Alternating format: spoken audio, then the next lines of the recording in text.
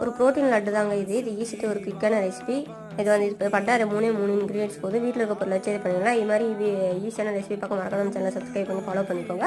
உங்கள் friends and ஃபேமிலிக்கு தேவைப்பட்டால் ஷேர் பண்ணிக்கோங்க. இது ஒரு நல்ல வெயிட் கெயின் ரெசிபிங்க. உங்கள் குழந்தைங்களுக்கு வேணால் கண்டிப்பாக இது செஞ்சு கொடுங்க.